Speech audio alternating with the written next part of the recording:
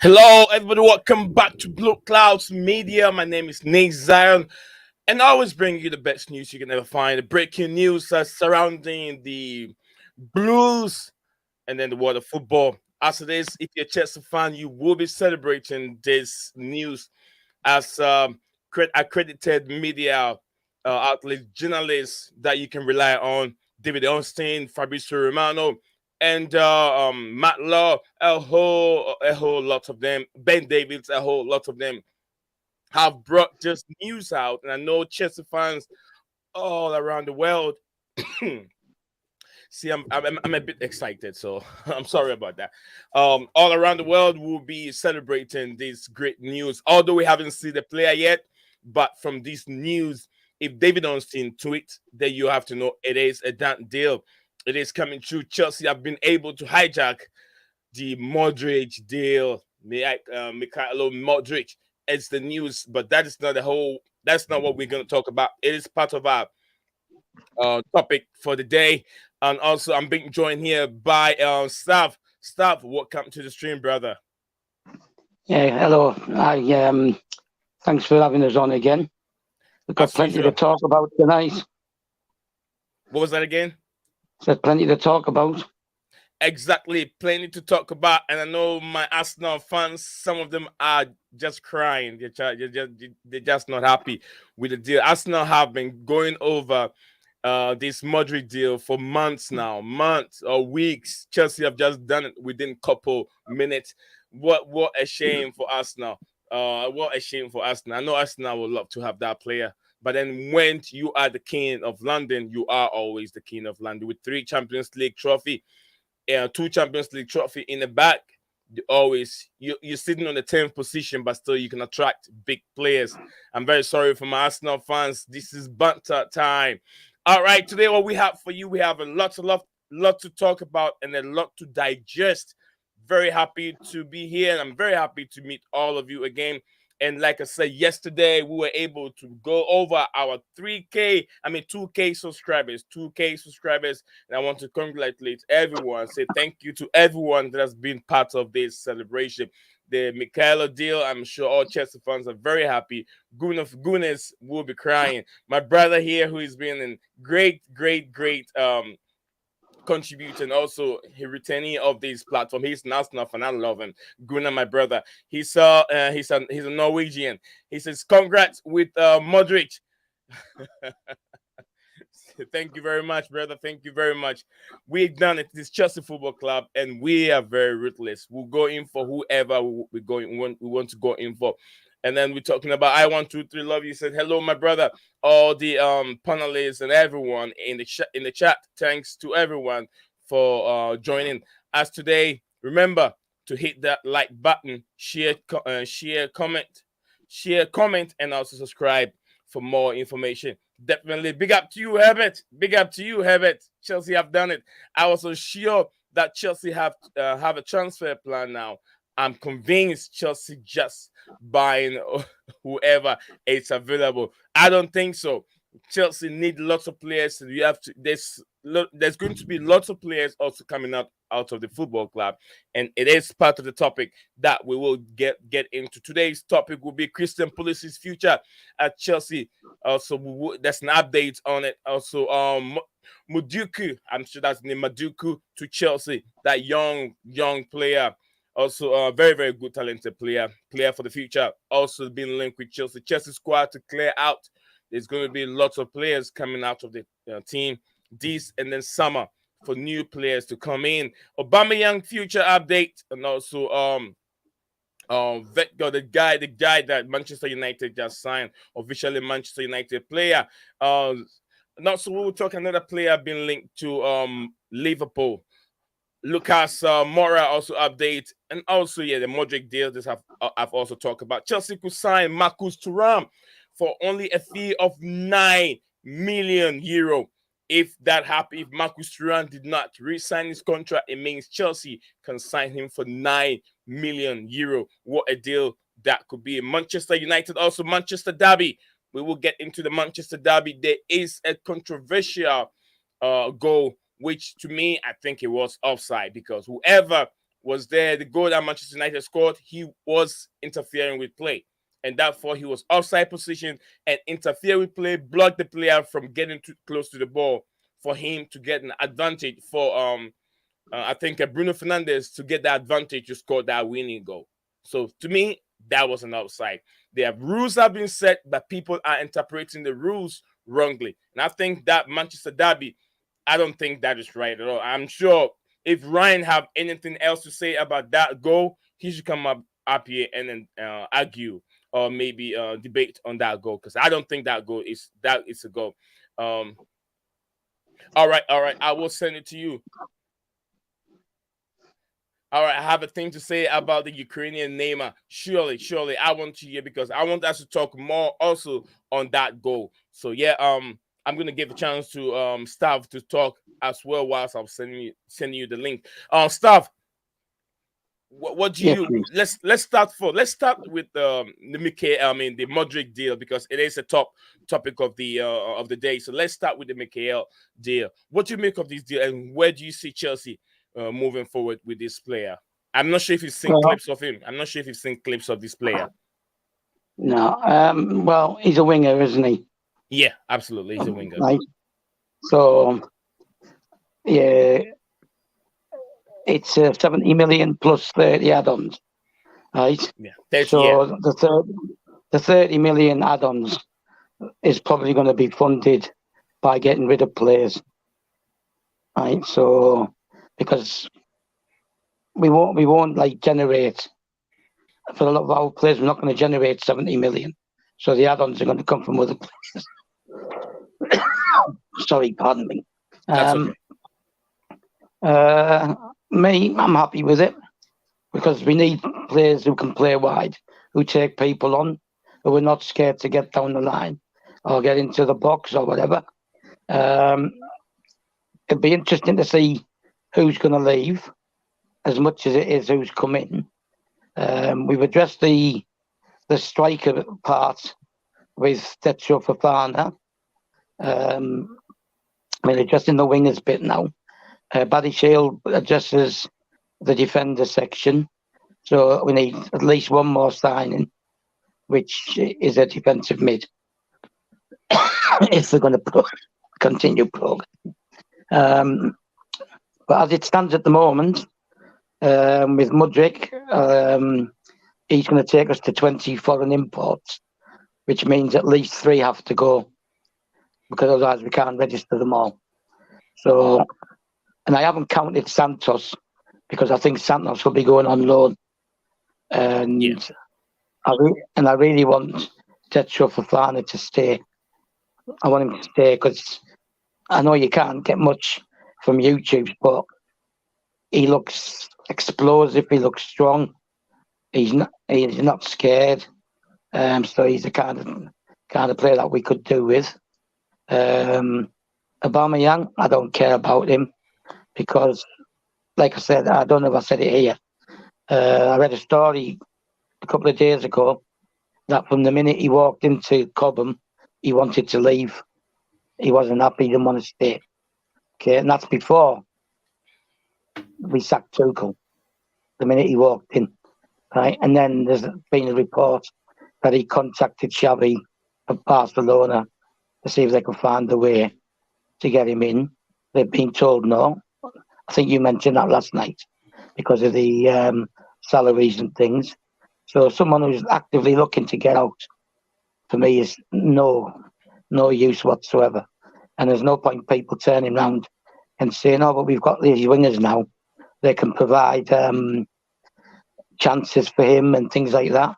The guy wants out; just let him go. Right? Anyone who wants it out, they can go. I don't care, whoever they are, right?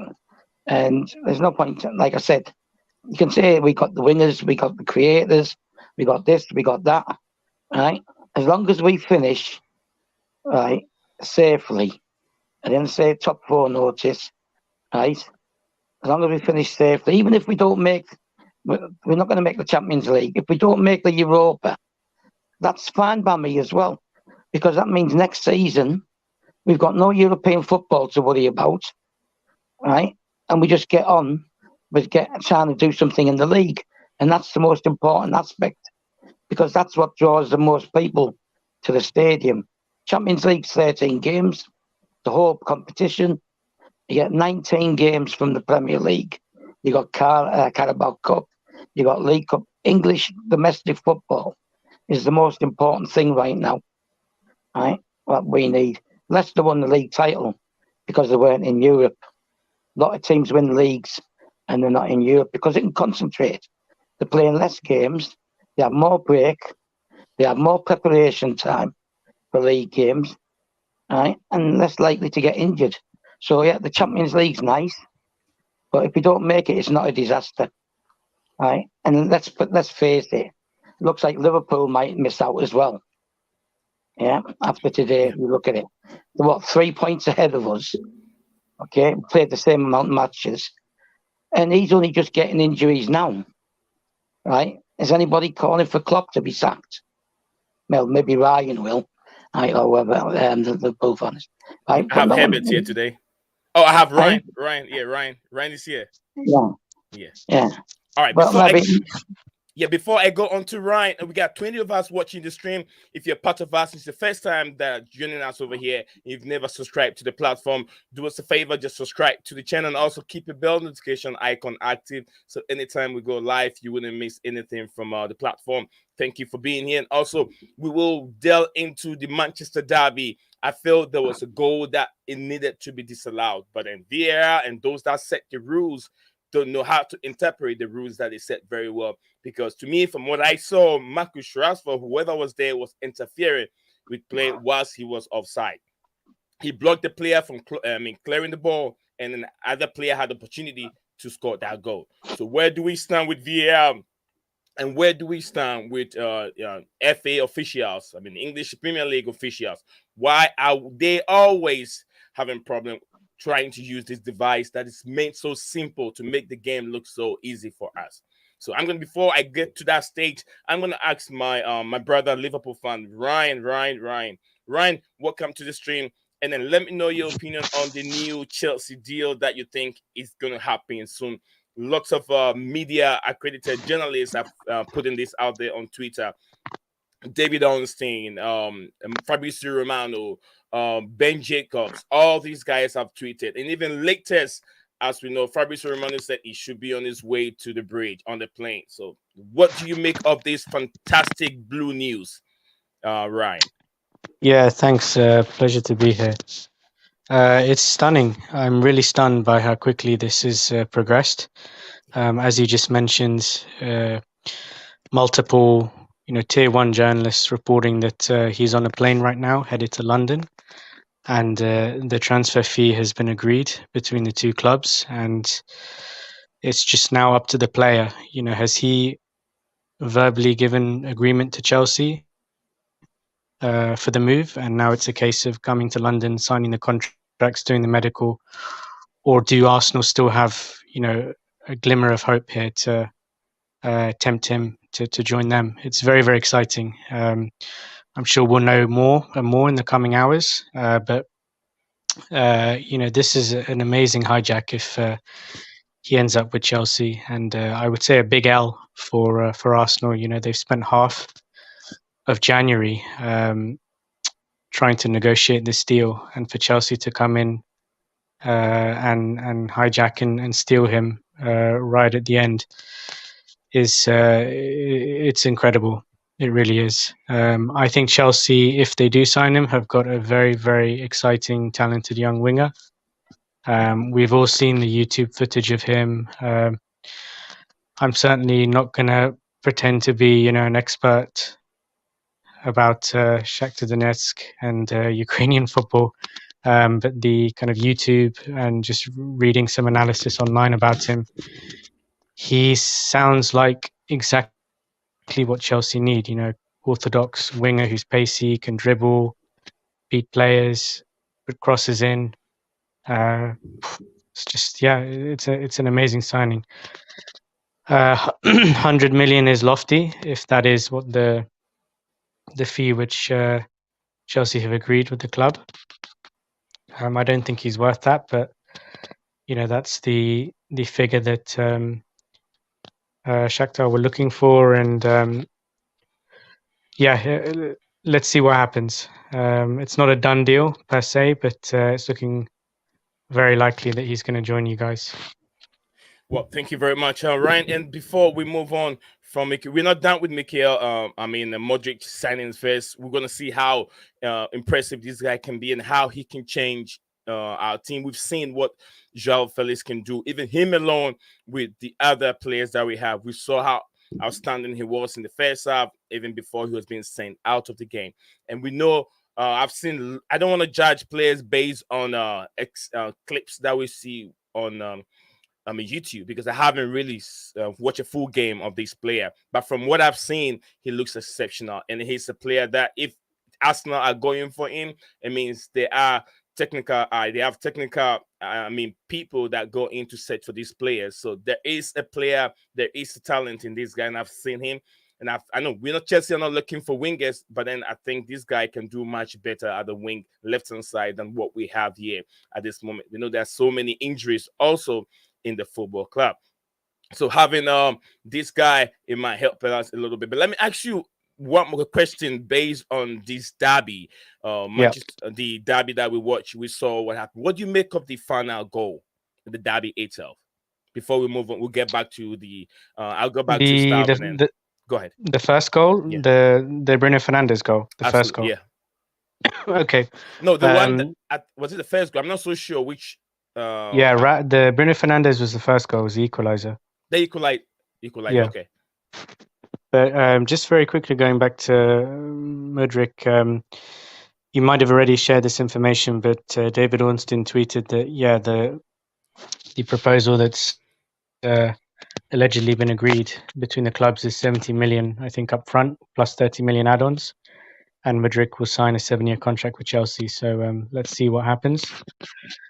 The Manchester derby, it's a very contentious goal. Certainly, if that was scored against me, I would be fuming. I'd be livid.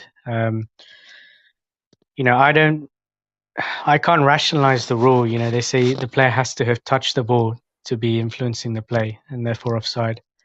I'm not sure I agree with that, because Rashford, the pass was intended for him. It was very close to his feet. He ran something like 20, 30 yards to get to the ball. It was clear he was offside. He knew he was offside. The Man City defenders knew he was offside. So instinctively, they kind of, I think, stopped, defending.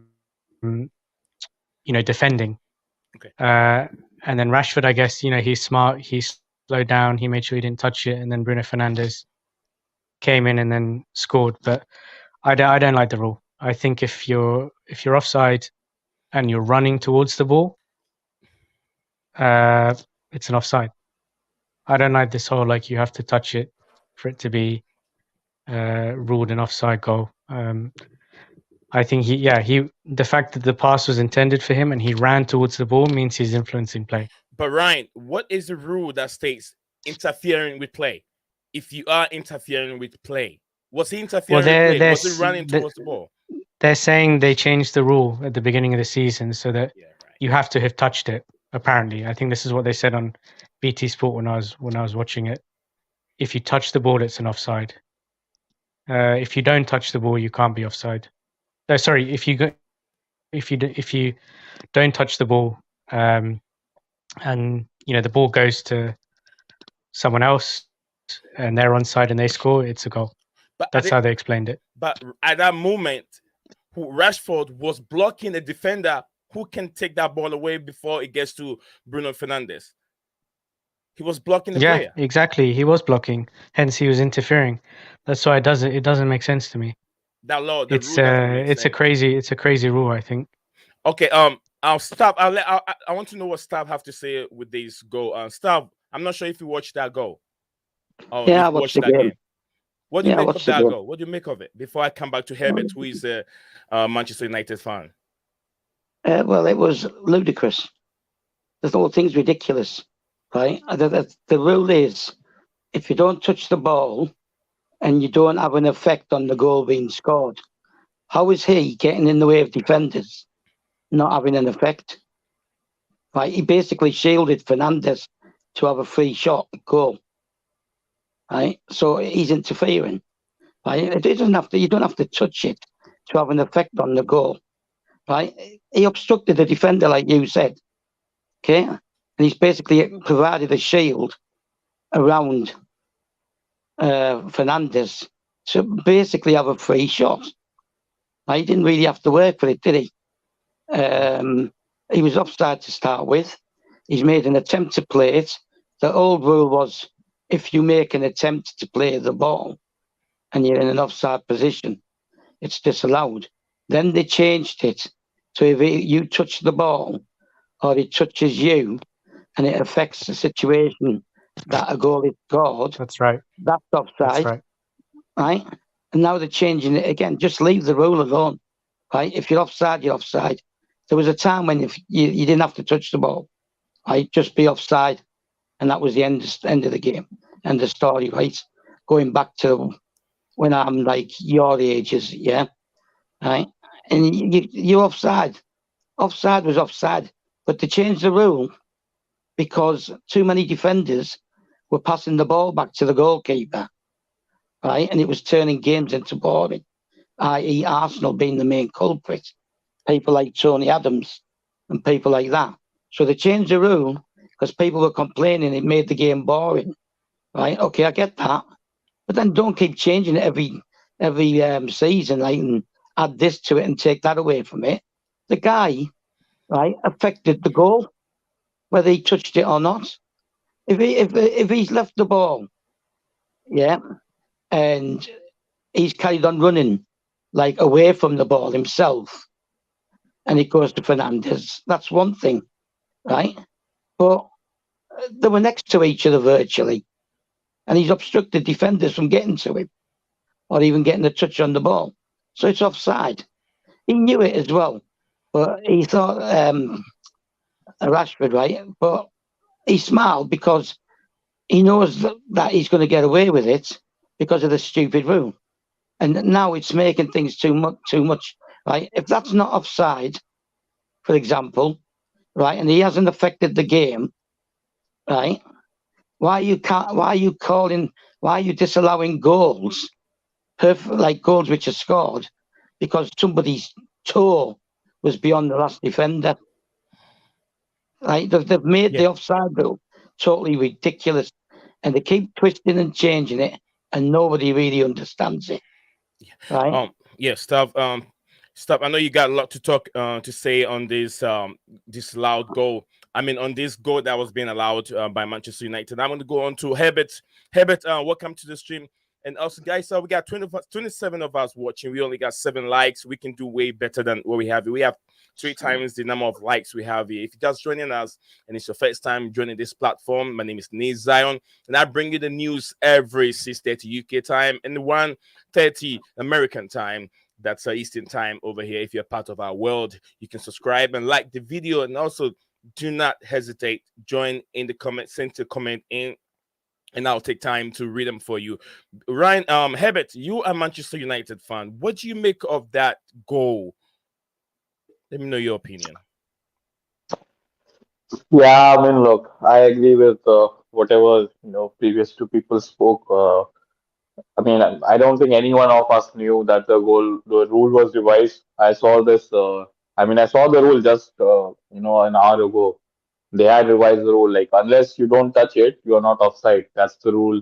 They revised it, and even I was listening to Akanji, who's a centre back for Man City. He was saying what everyone people are saying, like that Rashford was obstructing play. He was shielding the ball for Bruno, and he was approaching the ball. That's why Kanji got drawn to him. So that's what he was saying, and most likely he wasn't even aware of the rule. So that's why, like even the VAR check, it wasn't for too long. It was just like they looked at it and just probably looked at the rule book and just gave the goal. So yeah, man, I think if it was against us or against any other club, we would be making the same case. But yeah, man, I'm not too bothered. I thought our performance was good in the first half, and second half after the goal, City crumbled. That's their fault. It's not ours. We scored the second goal legitimately, and we won the derby. And we are 1 point behind them and 6 behind Arsenal. So obviously, I mean, I don't feel bad for City. I won't say that, but I can understand why they are feeling, a bit annoyed by that. Okay. I know you have a lot to say, and I'm gonna get back to you, Herbert. Herbert, what do you make of this new Chelsea signing? And I know how Arsenal fans are There was an update, by the way. Did you saw that just like 2 or 3 minutes ago what was that again? from Romano? Yeah, for Romano, yes. I was gonna ask you. I know I was just trying to apologize to all Arsenal fans out there. It is football. It is all business. Whoever wants the player, very well. If he wants the player, go in for it. Just like my brother Ryan just said earlier on, that Don't Arsenal have apologise. spent.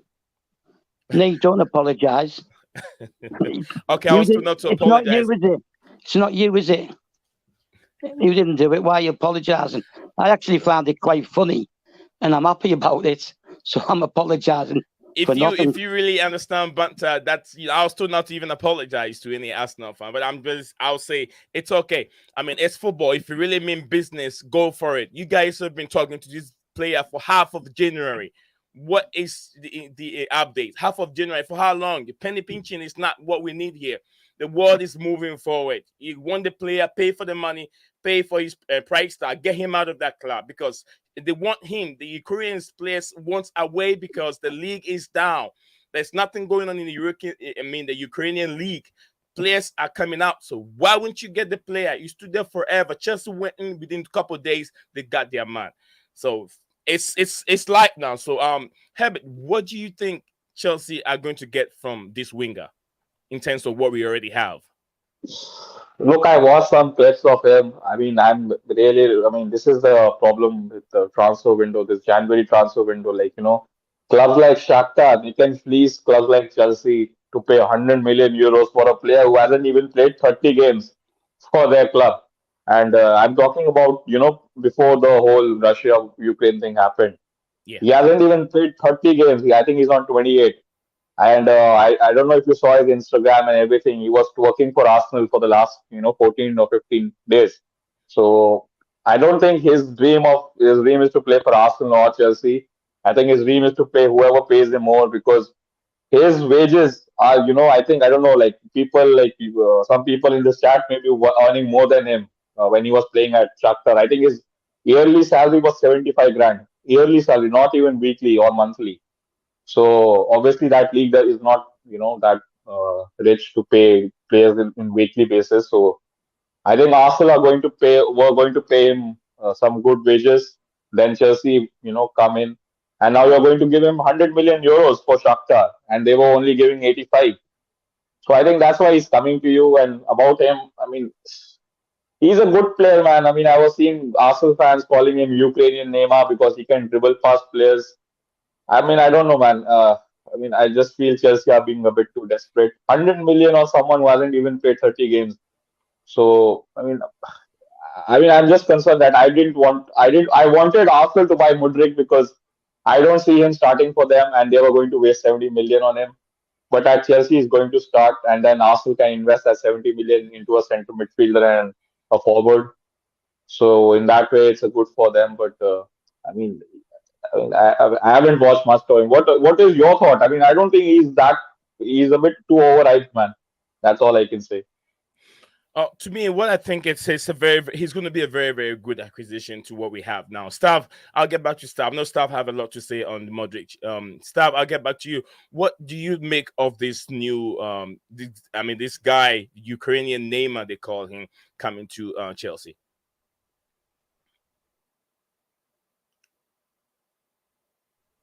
Yeah, I just had to put my microphone back on.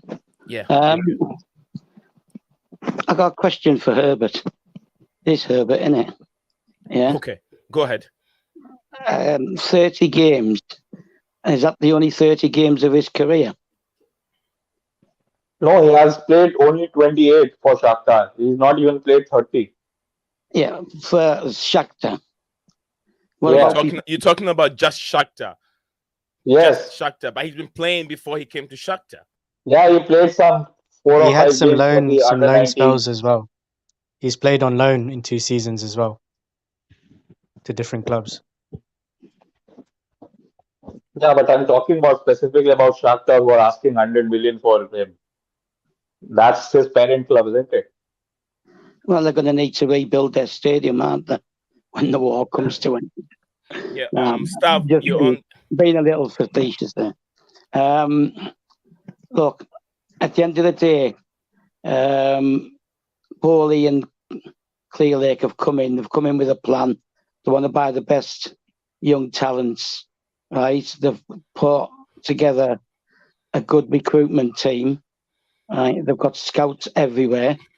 Same thing with Roman Abramovich. He was using Pini Zahavi, and people like that. Specialists in Scandinavia, South America, all this kind of stuff. The amount of money in the Premier League allows us to pay this kind of money.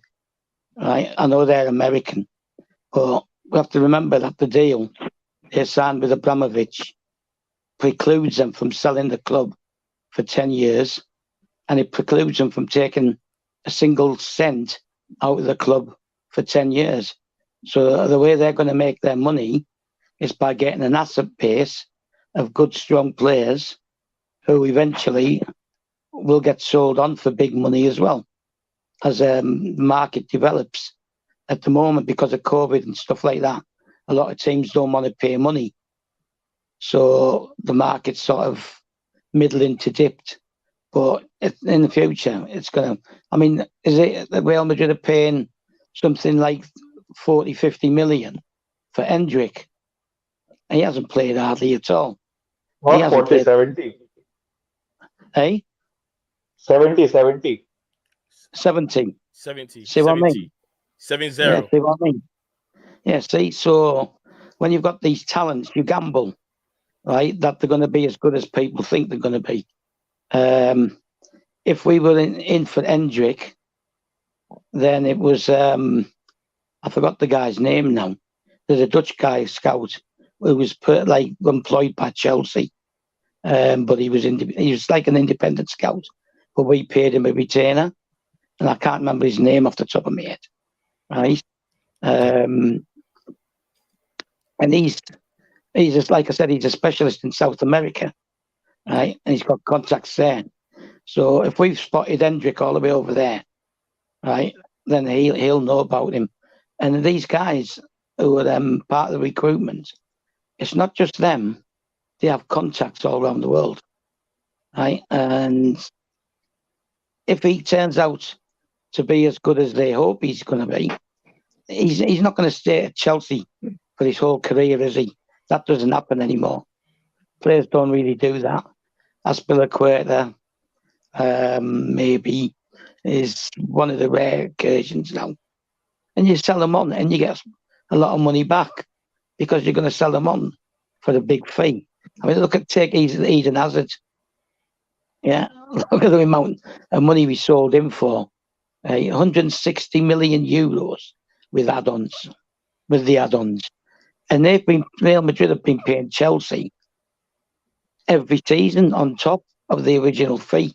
Original fee was maybe 90 million.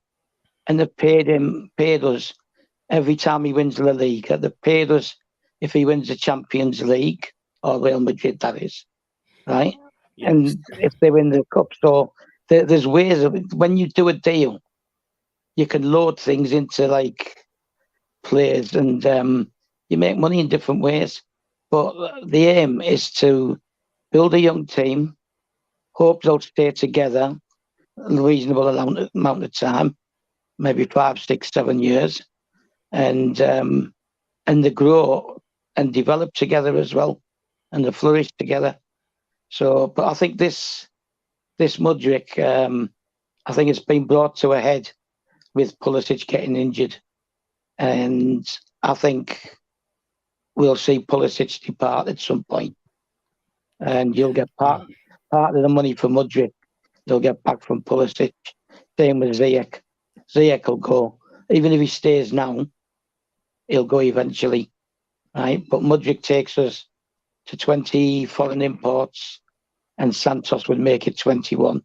You only allow 17. Mm-hmm. So Santos will go on loan. I'm pretty sure of that. I'm hoping that they keep Detro for Fafana, because with Brozier out for the rest of the season. So we need to keep him. So you've got to look at other positions that you're going to move players on. And I think there's a possibility that Jorginho will go, because he either goes now, okay, or he goes free. All right. He goes now, we get money. Okay. Same with Aubameyang. Yeah, Nazan, let me just quickly come in if that's okay. Yeah, that's okay. Okay. I was fans, viewers, do not get upset. I will come back to your messages, your comments and everything. So I just want to let the panelists flow a little bit, and I'll come back to the comments. So go ahead. No problem. Just on Herbert's point, I think it's a valid point. You know, you obviously with any new signing, you have to look at their history and how many games they played, but I wouldn't focus too much on that. You know, he is only 22 years old. If you look at his club and international career, he's played something like between 70 to 80 games, I think. You know, which is a fair amount of games for his age. He did join the Shakhtar academy, I think, when he was 16. He's had a few loan spells. But I would focus more on things like, the fact that he's played in the Champions League. Not all 21, 22-year-old players have done that. So he's got Champions League pedigree. He's played for his national team, national senior team. He was coveted in this transfer window by 2 Premier English clubs, Arsenal and Chelsea. So that says a lot. Not just one scouting department, but 2. Okay, you can argue about the intentions of Chelsea. Were they long-term scouting this guy, or have they just come in and kind of, stolen him from Arsenal? But also a good point to mention is this new Brighton manager, De Zerbi. He used to be the manager of Shakhtar Donetsk, if I'm not mistaken, and he has actually coached this guy Mudryk. And he was asked very recently in an interview, and he said, "Yeah, this kid has the potential to be one of the best in the world." So that's coming firsthand from someone who has managed and coached him on a day-to-day basis. So these are the things I would kind of focus more on. But yeah, I get Herbert's point, about the number of games. Well, thank you very much, and stuff. Thank you very much, Herbert and Ryan, for your submission and how you guys analyze the player Mudryk. We got 32 of us watching the stream. If you're just joining us, please do not hesitate to put a like on the video. It helps the channel. It helps the platform for YouTube to be able to send our videos across the globe. Very, very important. So I'm going to go into the message, the comments. Comment section below. Like I said, feel free, send your comment in. We're having a very healthy conversation here, and I know some Arsenal fans are not happy, and Chelsea fans are very, very happy with this deal. They want new players and new signing. As staff also said, players will be sold to make way for new players to come in. So, financial fair play will not set in to the Chelsea Football Club. Now, like I said, some of the comments, I'm going to read it. Really, Chelsea fans, I'm very sorry. If I don't know what you mean by really Chelsea fans are very happy. Let them be happy, please. Salty Arsenal fans, you guys pay a whole lot of money for a youngster. I know what some Arsenal fans said, oh, Chelsea don't have a plan. We're just throwing money on youngsters. You guys threw money on Pepe. You pay so much money for Pepe, and where did he leave you? So transfer buying players always a gamble. You don't know if it's going to go well for your club. So let's Chelsea fans jubilate for what is going on and the great news that they're receiving today. We have another one here say he showed for us now. Yeah, he showed for us now. That I heard that. I know he was twerking for Arsenal, like Herbert and Ryan said. But then it's always not set. The other, just like William was going to Tottenham, within 24 hours, he was at Chelsea. It's all about the money. So I think I'm reading more of it. I'm reading more of these new. More of it. I'm going to. Okay, big up to Peter. Peter Joseph said, "How can Arsenal allow Chelsea to hijack this deal? I don't know why. I don't know how they did it, but then Chelsea are very, very ruthless in terms of transfer dealings. Arsenal fans hype up any player. Yeah, hype them up. We'll go for it. Or less Crystal Palace." Then my brother here said, it says Gavin James said, just overpaying for players. Joke. I don't think so, bro. Go watch that player. If you think the 100 million is way too much, but he's young and he's talented. He can do better. When I see him running, it reminds me of Gareth Bale. Very, very good player. He can take everyone on. He's very, very direct. He is a very, very good player. Go check him out. I'm sure you like him. You would have loved him to see him sign for Arsenal. But then it didn't go your way. I'm very, very sorry. There are no way the win in Liverpool or Fulham. Well, we'll see. It is football, association football. Anything can happen. I don't think Chelsea have a transfer strategy. They're just throwing money at any youngster. I don't think so. The young are the best place to invest your money. The youngsters are the best. You don't want to invest into a player that's about 28 years old, 27 years old. I don't think your club wants to do that either. Young players have talent for the future. You get them young and they become yours forever. Can I address that?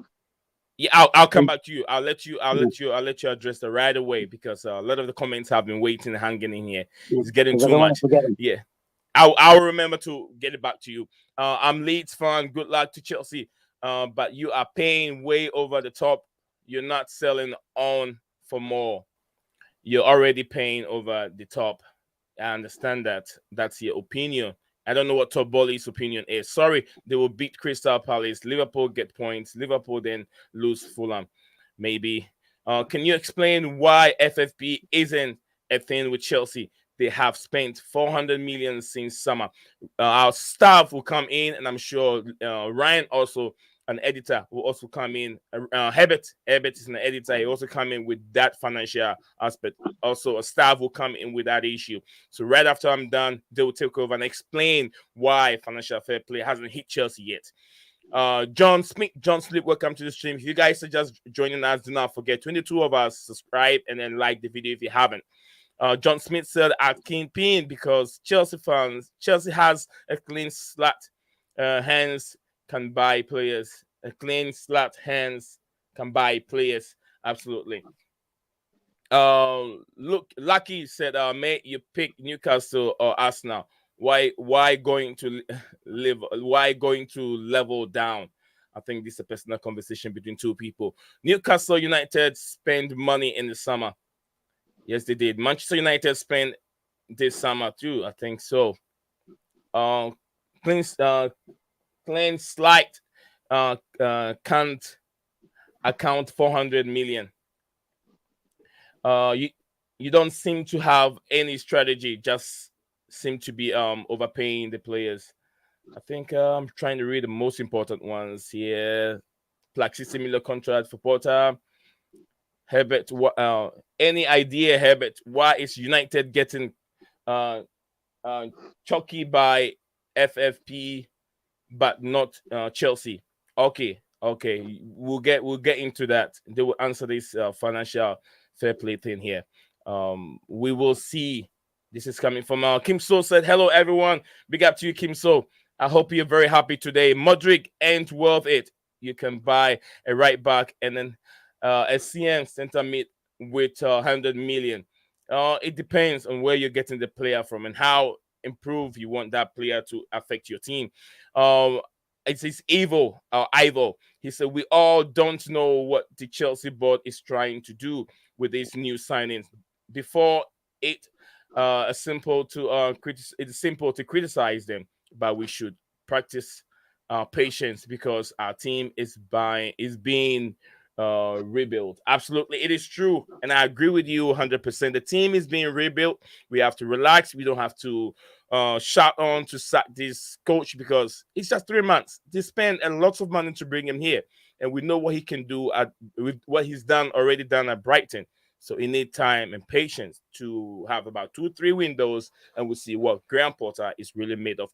Before I go on, guys, if you're just joining us, 29 of us watching, like the video and also subscribe if you haven't. If it's the first time, yesterday we just made over 2K subscription. We have a long way to go. We can do better. Do me a favor, just click on the share button and then share on any platform that you find yourself. Just give us a couple seconds. Let's just do that. Pick it up, click on it, share, and then share it. Thank you very much. I know you've done that. I really appreciate it. Okay, we're going to go back to Staff. Staff, can you take us through this, what you heard from the comment and what you want to jump in on? Yeah, okay. Let me just get financial fair play out of the way first. Okay. Newcastle, they're allowed to spend money because Mike Ashley was too tight and barely spent any. Okay. So that's why they're allowed to spend money. Plus, they're allowed more room because they're new owners. That also applies to Chelsea being new owners.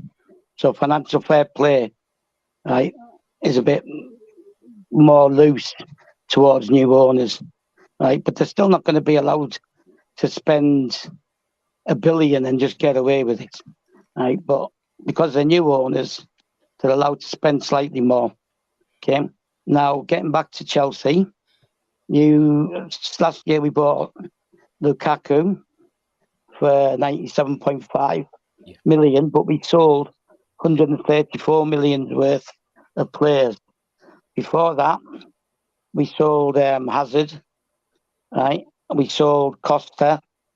We sold Morata. We sold David Luiz.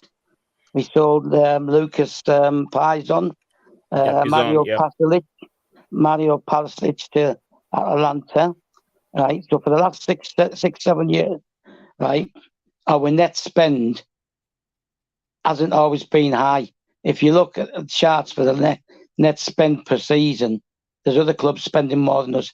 Like the year Leicester won the league, they spent more than we did, right? And that's how it's been going. Because under Abramovich, we became a sell-to-buy club. Yeah. If you're looking at who can I think? Ramirez. Remember Ramirez? Ramirez, yeah. He went for 40 million, right? Oscar went for 58 million, right? All these sales, they go onto your FFP, okay? The new FFP doesn't start to until 2024, right? Kicking in to be strict. On top of that, any money you get, like, how can I put this? You get credits for money that you spend on the women's team and academy team, right? And your training ground. You get credits if you spend money on your development in the stadium, right? That doesn't count against you, right? You get credits for any community project that you invest in. Like Abramovich, he had the for the NHS, and then also giving the hotels out to help out. Yeah, setting up youth projects in the area, all this kind of stuff. That's, you don't get charged on that, but you get bonuses and credits. So that's how we get in. We are being watched by FFP, right? But people need to remember that when he took over, Todd Bowley, one of the first things he spoke about was FFP. So he's researched it and he knows what he's allowed to do.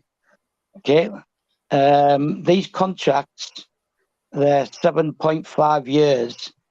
So the 0.5 is to cover for this season, the rest of this season. So then you've got 7 years after that. That fee for Mudryk, right, is going to be spread over that 7 years. So the fee is spread over 7 years of accounting, right? Because you have to put in accounts every year. So you're not going to spend that 100 million or whatever it is and get penalised for it straight away, because it's amortised. That's what they call it, amortised, right? And you're spreading the transfer fee over the period of the contract. So that's why more and more clubs are looking for longer term contracts. Okay, so that's that. If we're overpaying, we're actually paying 70 million plus add-ons. To get those add-ons, he has to achieve something. Okay, he has to perform, he has to achieve something, and that's when the add-ons go on. Yeah, that's why you've got a lot of clubs. They take players on, like they get add-ons put onto the transfer fee. The Italians do it a lot, right? And then when they get to so many games, they start slowing down on how many games they're going to play this player, right? To reduce the amount of cost. But we got, like I said earlier on, that money for Hazard because although he wasn't playing that many games, he was involved and they were winning things. And that's when add-ons kick in. And another add-on is the player has to play X amount of games. Even Chelsea even make money from Hazard winning the Champions League with Real Madrid. Yeah, that's what I said. The initial fee was 95 million, if I remember right, euros. And we've picked up an additional 65 million euros based on the add-ons, which is winning the Champions League, and they've won it more than once whilst he's been there, winning La Liga, all this stuff. And that's how add-ons work. So because the add-on doesn't get paid unless you have success, it's not that much. It's not as big a risk as people seem to think, because you're only going to pay them if you've had success.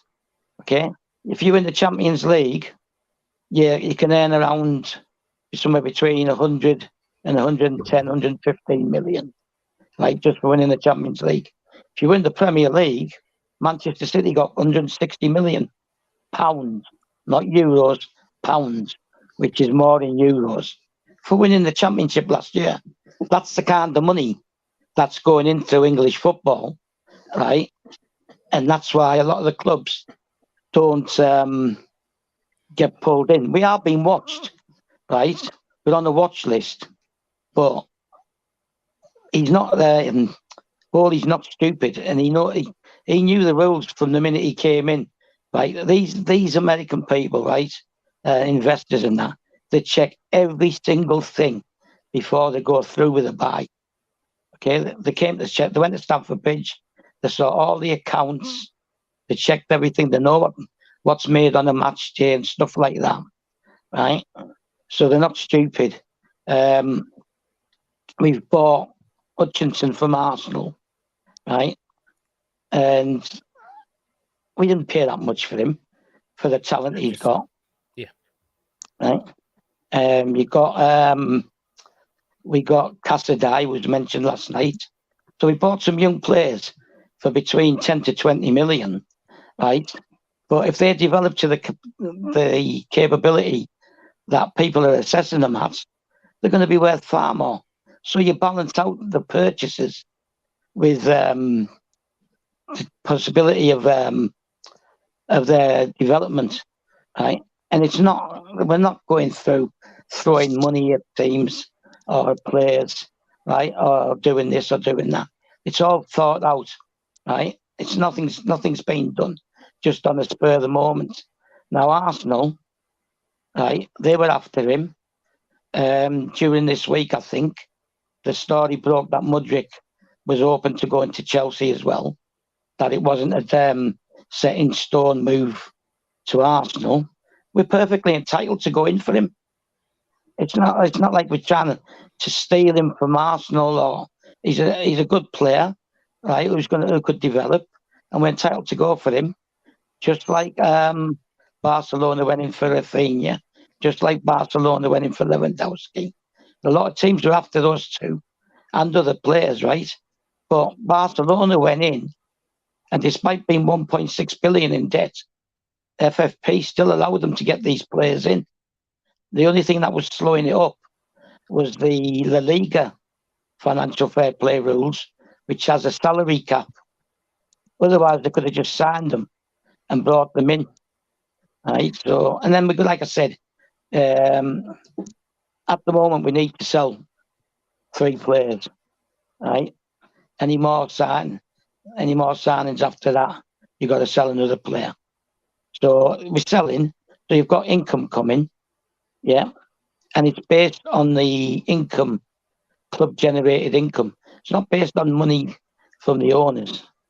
So if you've got the only thing an owner is allowed to do with his own personal money is service a debt at the end of each season, which is 20 million.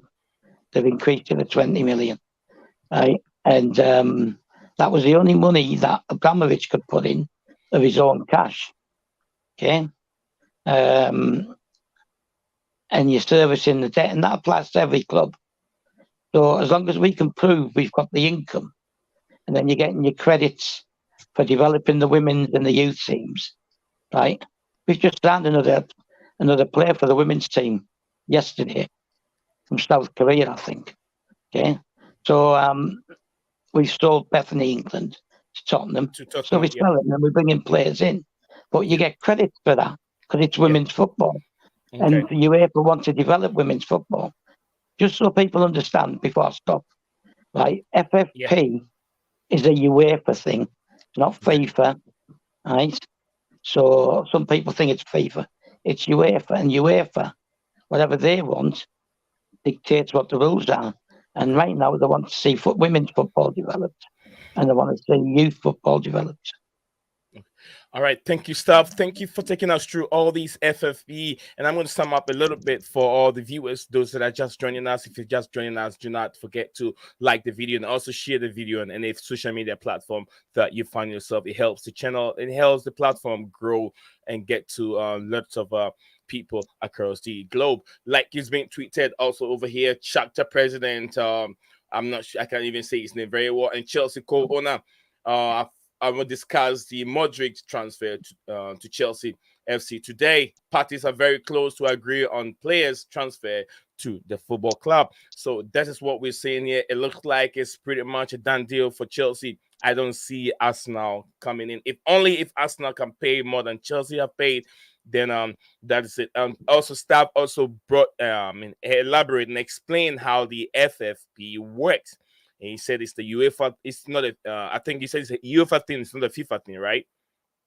Uh, as just like he said that there's so many things that you do as a club that you get credit.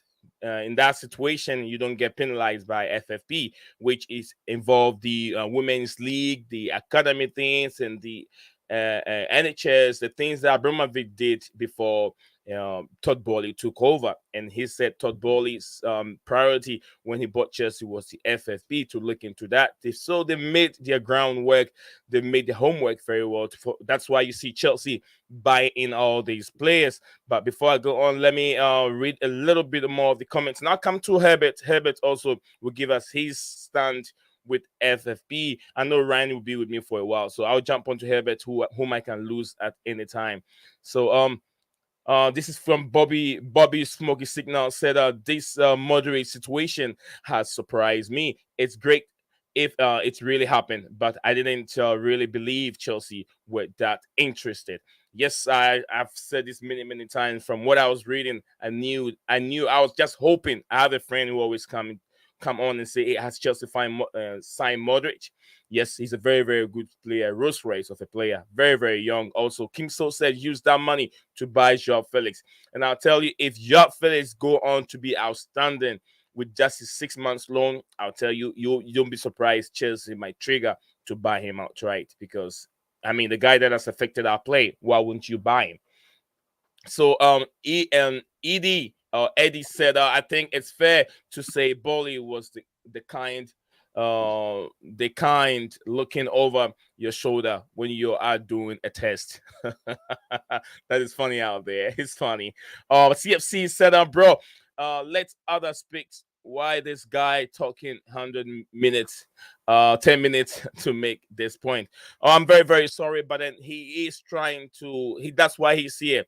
We will let other people speak, but I'm very sorry. He's here to explain things. And I know he did explain much better for you. Maybe you already know the situation. Others don't. So I'm very sorry. His opinion is very important on this platform.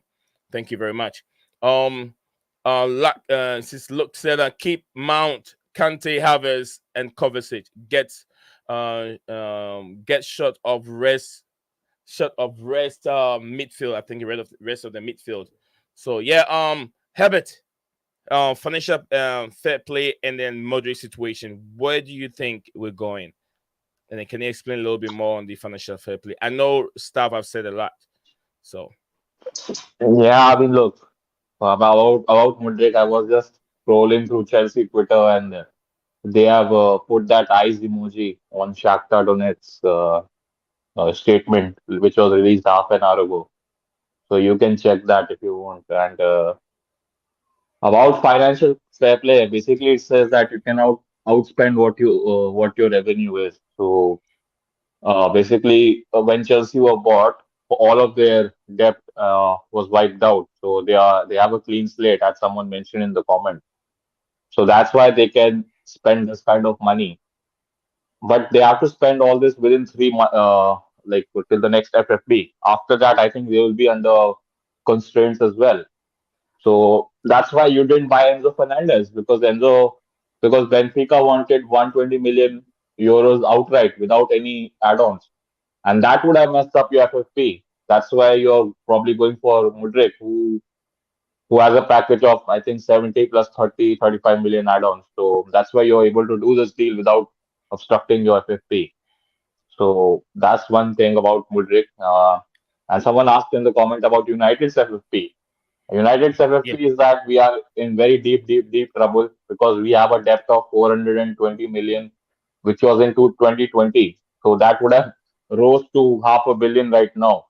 So that's why we need the new owners to not just, wipe out the debt, but also, bring down the FFP for us. So that's why this next summer, which is going to be coming, it is very difficult for United to spend, what we spent last summer, 200 million, spending 85 million on Anthony. We can't do that next summer. We have to sell players to bring the FFP down. That's why there were rumors about United capping wages for 200K a week, which is not going to happen, obviously, but that's the comparing and contrast between the FFP between two clubs. Chelsea don't have any depths at the moment, and they are, and also another thing about FFP is that FFP only applies to players who are about 21. So players like Chukwuemeka and Fofana, they are not counted in that transfer sum.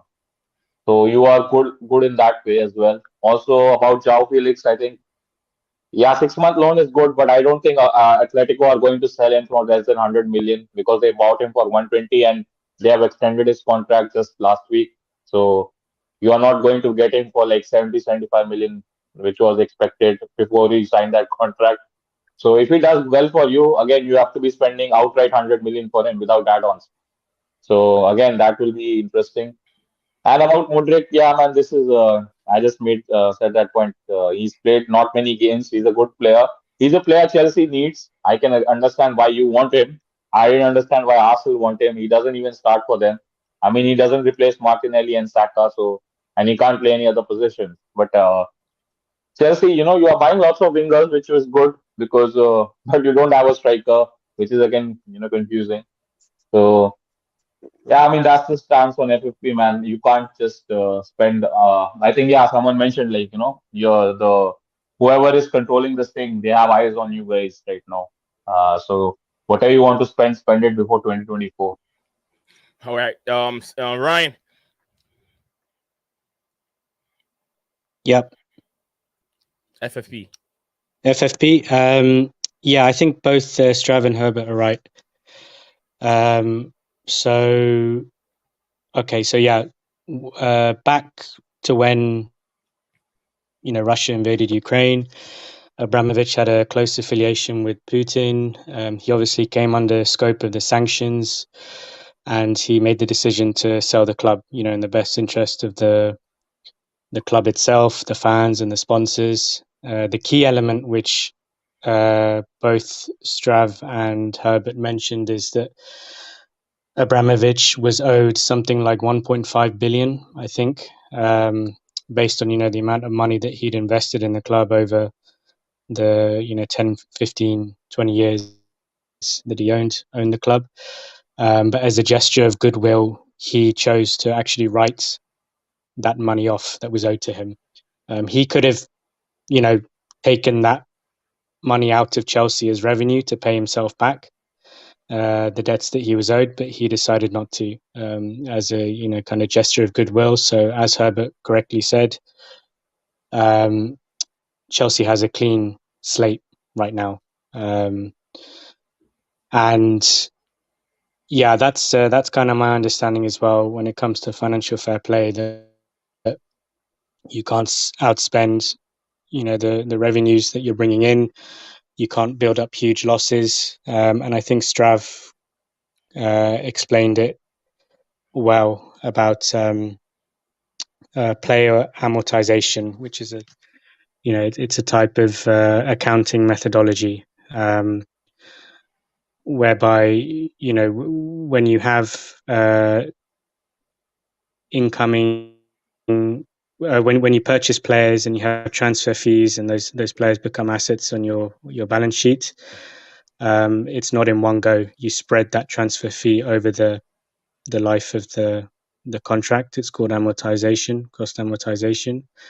Whereas when you loan players out and you have loan fees coming in, or you sell players and you have sell proceeds, they are kind of fully valued in that period in your balance sheet, in your accounts, which is explains, I think, how Strav said that Chelsea are offering these players that they're signing very long contracts, so they're spreading the transfer fee cost over a longer period, and it's helping them in terms of the adhering to the financial fair play.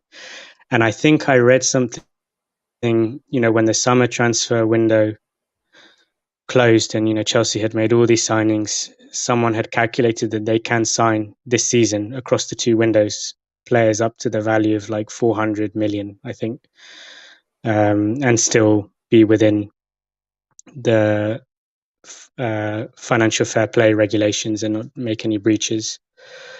Obviously, that also depends on the outgoings, but yeah, it is to do with the cost amortization and how you account for player expenditures and player loan fees and sale proceeds, etc.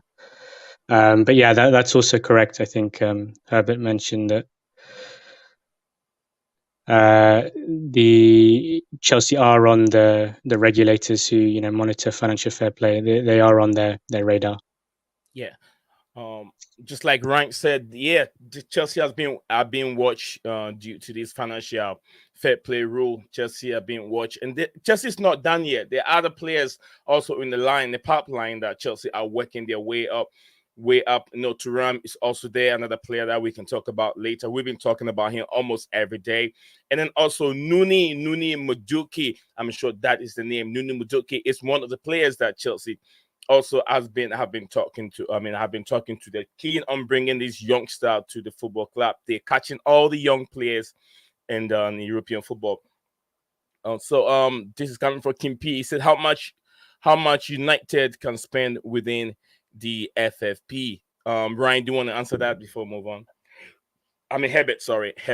As Herbert's a United fan, so I'm throwing that question to him. Herbert, do you want to answer that question? I mean, I don't know the exact number, but the article, according to James Ducker, which was released 2 days ago, he said that we have to bring the wage bill down by 75%. And we have to make sales, not just we bring the wage bill, but also make sales to generate funds. So that's my answer. I don't know what the amount is, but we are exceeding the wages by 75%. So whatever, I think United wage bill is second highest in the country behind I think it is Chelsea or Liverpool, Man City, one of them. So I think we have to first bring that down, then whatever the amount is left, we can spend that, which is not much anyways. Okay. Thank you very much. Kim Pete, I hope you had that answer from a fellow Manchester United fan. He's not just a fan, he's an editor, a writer. Also, he writes and then does a lot of research on Manchester United. So that is his job. So he has a lot of answers if you're a Manchester United fan. So thank everyone that has been here. The beautiful game. Big up to you. He said, big up to you, bro. Big up to you, my brother. It's a long time no see. Then look said keep mount. Oh, I think I've read that one. And then I've read how much United can spend. I think that was the last one I just read. So yeah, if you're there, you want to join us here, let me know. Send me a message, send your comment in, and I'll take my time to read them. We're still moving on. There is another player besides the Mudryk situation. There is another player as he's been linked to the football club, and no one else but another good player. I watch him. I've watched some of his clips, and he looks very, very good of a player. I'm not so sure if staff, of this guy. I just mentioned his name. I'm not sure if you've seen. I'm going to share his picture on the screen. Let me know if you guys know of this guy, if you've seen his clips anywhere. I've seen his clip, and he looks also very good, very young, and he'll be another guy for the future. Stav, have you heard of this player, Noni Madueke, to Chelsea? Another player that Chelsea have been talking to. He's the one who's at PSV, isn't he? What was it? What was that again? I said he's the one who's at PSV. Yeah, PSV. This is what is being stated over there by Chelsea in direct contact with PSV and Rovich for English forward Noni Madueke as per Fabrizio Romano. So Fabrizio, that's the sources coming from. Our source is coming from Fabrizio Romano, and also Noni Madueke is a potential option along with Marcus Thuram. Like I just said, Marcus Thuram is another great option, which will be coming with this player. Yeah, Stav, you are on it. Talk a bit about this player. Yeah, he was at Tottenham. He was in Tottenham's academy team. Yeah. I'm not saying much of him, but he's highly rated. Obviously, if he's coming in as a homegrown. He's not going to cost that much because Dutch football just hasn't got the money. So they'll just take any reasonable fee. You may even find us doing a swap deal for him with one of our players, going to them. So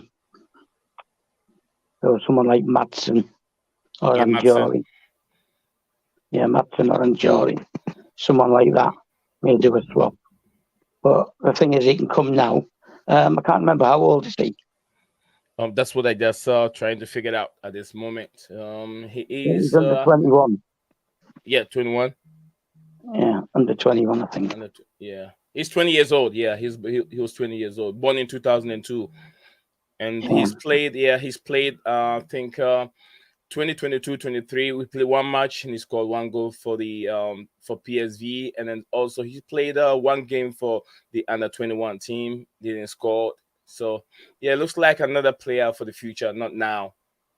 Yeah, but the thing is, because he was at Tottenham. The academy boss Neil Bath, he will know about him, and he'll work closely with the new recruitment team because he knows about him. Same thing with Casadei. I would imagine that Casadei would have played against Chelsea in the UEFA Youth League.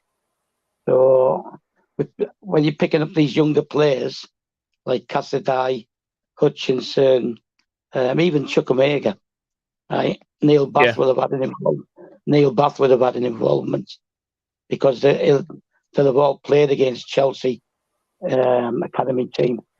And like I said, Hutchinson, he was at Chelsea. He left and went to Arsenal, and now he's come back. So these young players, we already know about them. They're not like new to the club, and they're not risked. If they've gone for them or they're going for them, they know what they give and what we can get out of them. And the likelihood is, right now, he'll probably come and he'll go on loan, maybe for the rest of the season, and then come back next season. But the whole issue is that we're going to start getting rid of players next summer, the older ones, and you'll keep maybe one or two, three top for experience, and the rest are going to be young. The project is going to take a couple of years to really develop and start seeing the results. And they've said that it's not a quick fix thing. It's a long-term project, and that's why they got Potter, because he builds teams and he develops players like he did at Brighton. At the end of the day, Brighton, you got to look at Brighton. They beat Liverpool 3-0 today. They beat us. They put 4 past us. Although there was a couple of own goals there, though, right? And the thing is, he developed that team. The new guy, he's bringing them on, and he's turning them into a bit of an attacking force. But at the end of the day, Potter kept them in the Premier League. So he's built that team up and have stayed in the Premier League. I watched it today, just quickly. Right, I watched Brighton-Liverpool, and probably the star man for Brighton, forget the goal scorers, the star man was Levi Colwill. Right, he defended like John Terry, and he created like he was Ruud Gullit, the forward balls, defence splitting passes, all that kind of stuff. And he's our player. He's going to come back. He'll be at Chelsea next year. Yeah. So we should never let him go because I wanted to keep him. All right, Stav. I think you have your fair share on the young player, which is the guy on the screen. We've talked about him for. I don't know if Herbert has something to share with us on this player. Yeah, I mean, I didn't hear him till yesterday. but what I've seen of him, he's a decent man. I mean, he's left-footed. That's always a positive. That's always an option. But I was looking at his injury record since Okay, I think 2018 until 2023. He has missed 50 games for PSV, 50. So, 50 and he's only games. at 50 in 4 years. I think, yeah, 4 years. He has missed 50 games through injury, and he's only 21, isn't he? So that's a bit He's 20. concerning. I mean, yeah, he's 20. So it's not a good look for a youngster to miss 50 games in his early 20s, not even like 21 yet. And you What already bought an injury-prone Ryan, Fofana for 80 million. Herbert, what kind of injury did he go through for him to miss that many games? And when Yeah, he had the I'll bring injury, that how up. long was he gone? Yeah, so he missed 7 days in 18-19 and 2021. So 14 days through a minor knock and another minor knock in 2021. But from 21 to 2022, so basically the last year, he missed like around 70 days. He was out for 70 days through muscle injury. And then last year, 2022 to 23, he got an ankle injury where he missed for 81 days and missed 18 games. So ankle injury was the latest one. He missed 18 games and 81 days also. So I mean, that's a long. I mean, that's a red flag for me. I mean, a youngster getting injury, so much injury prone. But yeah, I Yeah. think he won't be starting anyways. He'll be going out on loan. So yeah, man. I mean, Chelsea just buying so many youth players. So this is clearly like a project. Uh, Obviously, not everyone is going to make it at Chelsea. Yeah, you have got Dietrich Fofana, and this guy you're going to buy him as well. You have got Armando Broja, who will be coming back from injury. So you've got lots of under 20, 22, 23 players. So obviously not everyone is going to make it, but whoever makes it, it's a good investment probably. And even Okay. if this guy fails, you can sell him back for whatever you paid him, or less than that. So I can understand this route, but I don't understand, I mean, look, this guy, Mudryk, he's a good guy. He's a good player, but 100 million package is a bit too much. You could have waited and you could have got. I think this season is a write off for me, for you guys. I don't think Okay. you're going to be finishing in top four, but you could have waited and you could have spent that money on that Napoli guy, who's doing well at Napoli, not the center forward, that winger whose name starts with K. I mean, it's a very difficult name to pronounce, but he's a very good player. So let's see. Okay, thank you. Thank you very much, Herbert. It's well spoken, well said about this youngster. Chelsea have been linked with a lot of players, and today, as I'm sure Chelsea fans who are very upset with the whole football club, the manager, technical director, and everything that is going on will smile a bit for this new signing, which is Mudryk. Every Chelsea fan is very happy. I'm very happy to, as not just a Chelsea fan, but also a football loving fan. And then we want to see more signing. We want to see more signing of the club. And big up to my brother Chelsea Perspective. It's been I hope you're doing very well, brother. Says Nee, the beautiful game you should have a spinner. Absolutely. Just like he said. I've sent it to him. If it's ready, he can join to have spinner as well. Okay, beautiful at Blue Cloud, and also at Chelsea Perspective. Shout out to all of you, and then the Blue family. Keep the blue flag flying high. So yeah, well, we've talked about him. I don't know if you guys have any other comments you want to make about this youngster, and even if you have any comments on the Modric deal. Arsenal have been talking to this player for over 2 weeks, almost half of this month. Still couldn't make the signing go through. But then Chelsea have used a couple days, just a couple hours to sign and make the deal come true.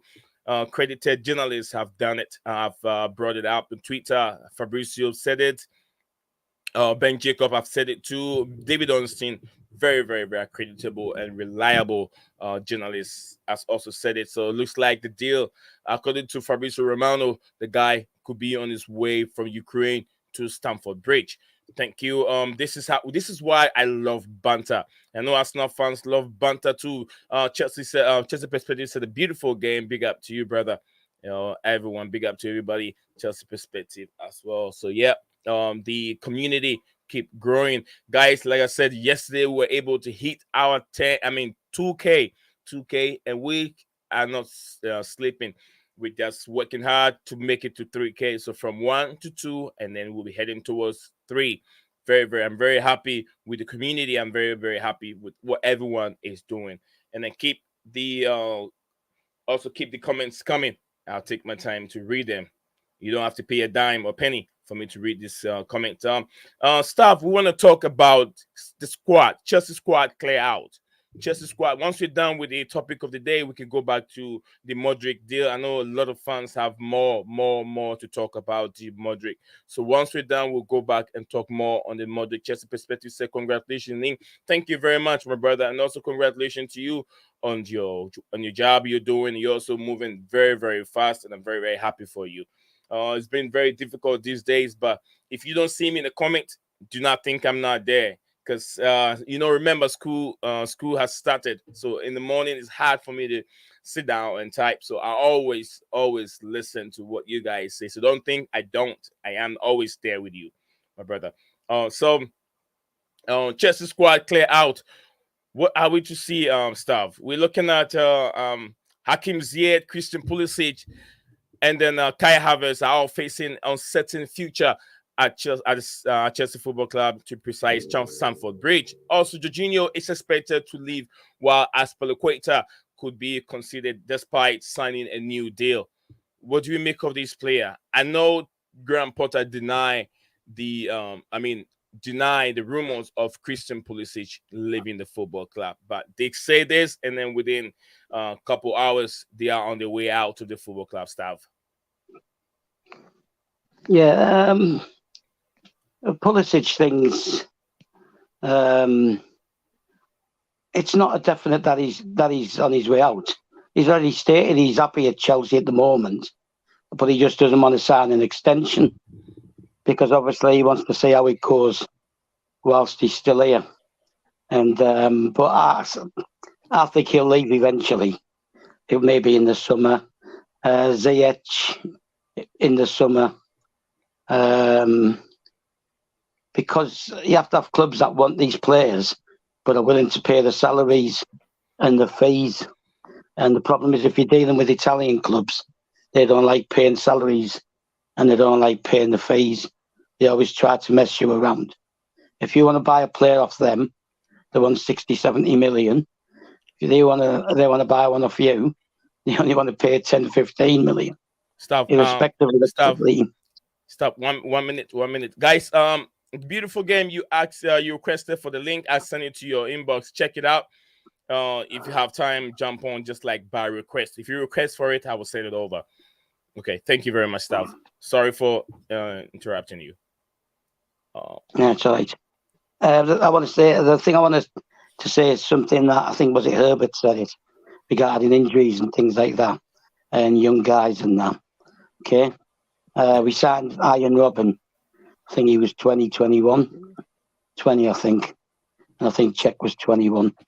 Anyway, he was injury prone when he was at PSV. He came to Chelsea, had a couple of injuries at Chelsea, went to Real Madrid, basically flopped, and went to Bayern. And that's when he really came into his own. Right, but I mean, he still had injuries then. But the thing with young players is they're not, like, it sounds stupid, I know, but they're not fully developed. So when they take a knock, it's easier to pick up the injury. Yeah. And you can maybe pick up an injury and recover faster, but it's still easier to get an injury because the bodies aren't always fully developed. You're looking at Mason Mount, he's been in the gym. Chukwuemeka, he's been working in the gym. They're still building themselves up, right? But the fact that they're young leaves them susceptible. You look at Ruben Loftus-Cheek. He was okay when he was in the youth team, and all of a sudden he exploded size-wise, and he had back problems. He still has them because of his size, but he was only like 16, 17. So you're susceptible to bodily changes. The body's not fully developed, and you don't find things out always straight away. So I wouldn't read too much into an injury record. And I would think at PSV, he would have been playing mostly in the second team first, because you have in Holland the second division, the main clubs, PSV, Ajax, Feyenoord, Utrecht, a few of the other ones in the top division. Their juniors or reserves, they play in the second division of the Dutch league. So this is something Jose Mourinho explored and suggested, that it should be like that in England. So a lot of his injuries would have probably come playing in the second team and playing against clumsier players. Okay. So go ahead, Stav.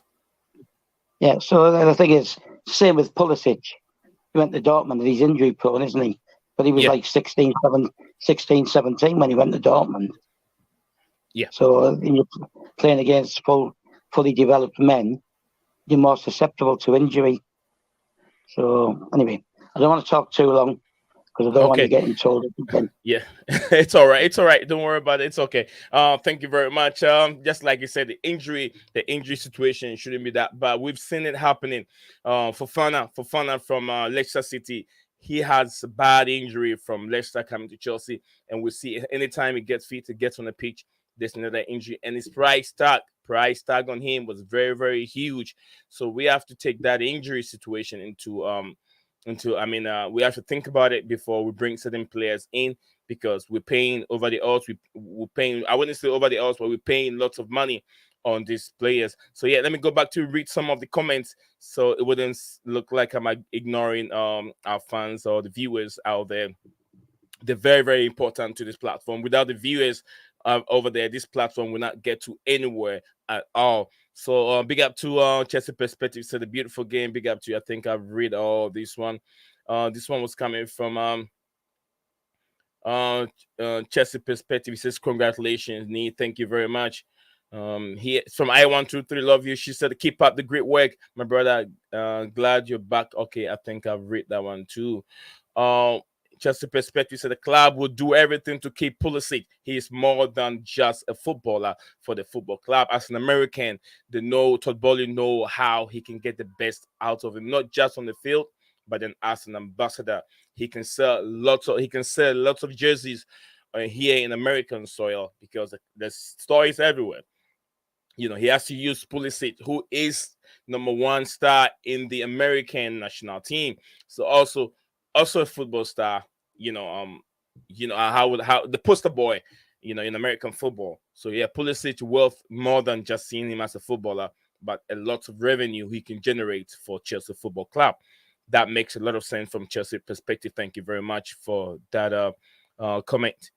Also, Chelsea perspective, big up staff. Yeah, staff. This is a greetings from Chelsea perspective to you, and also beautiful game set at Blue Clouds Media. Thanks, bro. I'm working on something right now, but I've got your channel on in the background. Thank you very much. And then we're all here. Shoot me a message, anyone. If you have the voice, you can talk football. You're here. You're welcome to our platform. So, Stav, we're gonna move on. Just like you said, Christian Pulisic is not a guy that we're gonna see him going anywhere. Hakim Ziyech, likely from what I heard, even from the Enzo Fernandez deal, it might be a deal for Hakim Ziyech and also Detron Fofana and Santos. Those three guys will be add-on to make the Enzo Fernandez deal come true. So it is it's likely that we're going to see, there's so many rumors that we're going to end up seeing Hakim Ziyech leaving their football club. Also, Kai Havertz are facing an uncertain future at Stamford Bridge. I've seen some clips about Kai Havertz, and to be honest with you, I don't want to see it again. Very, very annoying, very frustrating from a player of that caliber, a player of his magnitude. He's so talented, and when you see this guy not moving forward with the ball, always retaining the ball back, going into wrong places, not there at the right time, cannot track the ball very well and even finish, it gets very, very annoying. And these are all the things that have contributed towards the pressure on Graham Potter. Potter will teach these guys everything and how to play football, what to do. But on the football pitch, Potter won't be on the pitch. Potter will not tell Kai Havertz when to shoot and how to shoot. He already know it. They've taught him everything. They're professional players. When they get to the final third, they lack ideas. I know Potter is supposed to tell them what to do, but I'm very sure Graham Potter have told them what to do. But then they end up messing up things when they get to that final third. And Kai Havertz is one of them. I don't know where he fits well. Does it fit well in the number 10 position, or does it fit well playing as a false nine? I'm not so sure. I think he fits better playing at the number 10 position instead of seeing himself up front, because he can't finish. He can't finish. The amount of time that Kai Havertz have found himself in that position and then messing up, it's way, way too many. I don't want to see all those clips anymore because it's getting too much. It's getting too much. Chelsea fans are getting upset. Kai Havertz, I don't think he has to go now, but then we should find a different role for Kai Havertz to play. Maybe in the number 10 role, and probably he'll be more effective. I think that's what they have to do for him. We got more friends coming in. If TDJ Chelsea needs midfield now. It is true. Chelsea are working on certain deals. We're not done yet. They're not done yet. There's still deals coming in. David Ayunga, my brother David Ayunga is his name. He said, I'm blue forever. So we know you. I know you. I hope that you have that patience, just like me over here. I have the patience. I'm willing for Graham Potter to turn this thing around. I'm not that kind of a flip flop. Things has to change. Just like yesterday, we talk about player power. Stav and I elaborate more on that player power in the football club. Where Toboli yesterday, I think I had a link there. Toboli has nailed down, and he's working on trying to eradicate player power from Chelsea Football Club. It's been there for a long time, where Roman Abramovich will back the players instead of backing the manager. So every year we end up losing the manager. Another manager comes in, we lose them, and they're the same players. Frank Lampard did the same thing to I think Villas-Boas. I'm very sure what they call AVB or whatever they call him at that time. Andrews Villas-Boas. Frank Lampard did the same thing to him, and then his own players did the same thing to him too. That is common. So it's about time that we try and stop this player power thing. It's not good. We can't be sacking managers all the time. This is a different regime, and we have to find a different way of managing this football club, because so much money is going into sacking managers. It's not okay. I mean, I know it's not my money. It's not mine, but I support the football club. If I go on, I got lots of Chelsea jerseys. If I go in and buy a jersey, that money contribute towards the club. I contribute over here. I contribute towards the football club. So that money can also help pay Potter out. But I don't want that. I would like them to invest that money into new players, academy players. That's what I want to. So big up to everyone, and also professional. Oh, I'm trying. I have to. It says, Rennie said, do you think Edson Alvarez be an alternative? Sorry, I can hardly hear. I can't hear the video well. I'm not so sure. If you cannot hear the video well, I'm not so sure others. Please let me know in the comments if others can hear me very well. If they can hear me very well, then the problem could be coming from your device. I'm very, very sorry for having technical issues. So if you can't hear me very well, it could be your device. Professional, let me try and say the last name. Professor Omar Bolaji. I'm sure that is the name. Professor Omar Bolaji said by the time we get it right, no one will be able to stand the tempo. Keep up with the process, guys. Thank you very much. By the time we get it right, just like Tuchel said, he's going to build a team that no one wants to play with. Boli also said similar thing. So I'm very happy if you have that patience. I love my Nigerian brothers. We're just Ghana and Nigeria. I'm a native of I'm a Ghanaian born.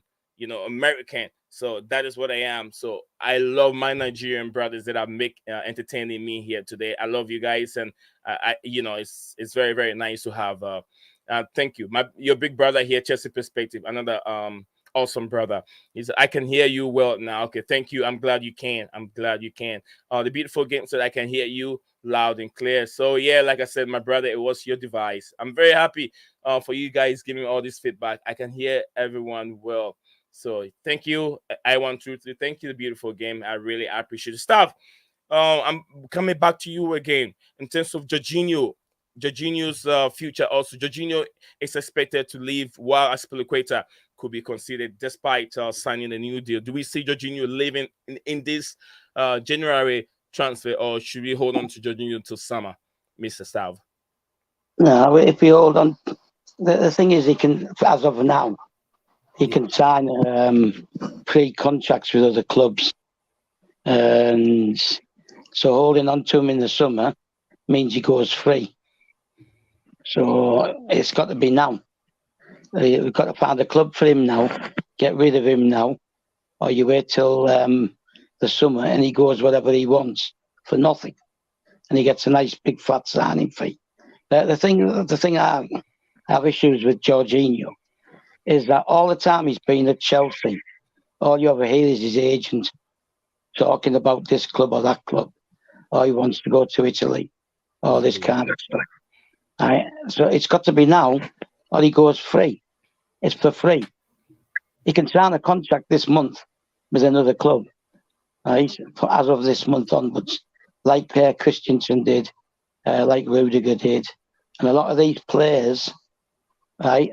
They use other clubs to see if they can get a better deal from Chelsea, right? And then if that's not coming, they just try and basically stick it to you. So anyone who has, like, at the end of the day, they've been in discussions, and he hasn't agreed anything. So just let him go now, while we can still get 10, 15 million for him. If a club comes in and they say they want him, just let him go. We don't need him. We need a midfielder, right? But he's not a DM, and he just can't resist the press, and he are being overloaded. So in the Premier League, we don't need him. So he's got to go this month if we're going to sell him. Otherwise, he goes where he wants for free. And it's pretty much the same thing applies to Kante, but the stories I've been hearing is he wants to stay, and they're close to agreeing. So the other one would be, there's a couple of others as well. But Ziyech, if you can get a decent offer for him, Ziyech would be playing for Ajax now. Right, he came close to going in the summer, but Bowley asked for more money than we paid for him. So Bowley's going to have to swallow some of the situations where he's got to let players go. And now he has to, because we have to get rid of 2 or 3 players, foreign players, not English. Okay. Otherwise, we won't be able to register them all. And we'll be paying everybody just to sit around doing nothing. So Jorginho, for me, is a definite one that you can let go. Okay, thank you very much, Stav. As Stav said, Jorginho, for him, we should let him go, and I agree with Stav. His legs are gone. He's not the guy that can put that energy or do much, make a difference in the midfield. We know how he is good with, that kind of a patient, that kind of a build-up from the back, but we need more than just that. So besides that, I agree with Stav. Jorginho, you've been a good 7 for the football club. You've done a very great job under Sarri, under Tuchel, and even under Graham Potter.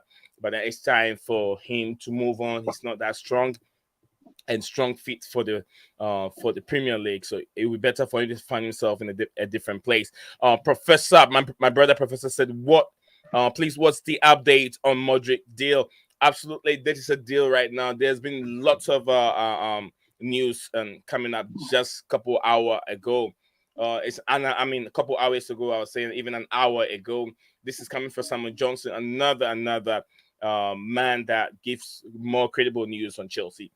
He said, CFC mood for Mudryk is a greater sign of how much the owners are behind Graham Potter than any vote of confidence of public statement of support. My column is here. So yeah, he has a website. You can also check him out and get some of his articles in his column. And also, this is Nizar Cancela, another guy that also you can get trusted news from. So everyone is coming in. And like I said, Graham Potter is not going anywhere. Things have to change, and it's about time it changed now. The club are supporting Graham Potter, and they all believe that he can improve the team. And just like one of my brothers said earlier on in the chat, wait until Chelsea start moving and start playing football, and there will be no one in the Premier League to stop them. And I believe it, and I understand that is true. Okay, we're going to move on to Aubameyang. Aubameyang wants to leave Chelsea, but there is an issue, and that issue is, according to Fabrizio Romano, Aubameyang can't play for any other club than Barcelona and Chelsea due to FIFA rules, 100% confirmed. And I know staff can even come and explain more, or if not, I can explain it to you guys. Aubameyang is only allowed to play for 2 clubs in a season. 2 clubs in the season by FIFA rules. Staff, what do you make of this stumbling block for Aubameyang? Well, the thing is, yeah, it's correct. It doesn't just apply to Aubameyang; it applies to everybody. Everybody, yeah. There's a 2-team rule per season, so you can only play for 2 teams in any given 12 months.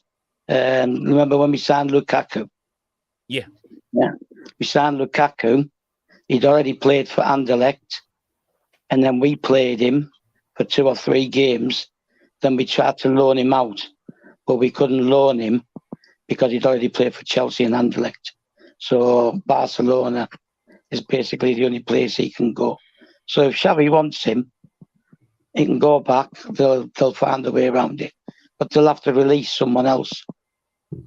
So they can bring him in on the wave, on the salary. They've got to get somebody off their salary to comply with La Liga financial fair play, because they have a salary cap in Spain.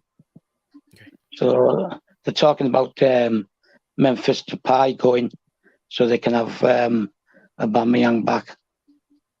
So, but yeah, that's correct. They can only play for 2 clubs a season. So yes, just like I said, by FIFA rule, Aubameyang can only play for 2 clubs in a season, and I don't see if there's a chance for him to move back to Barcelona.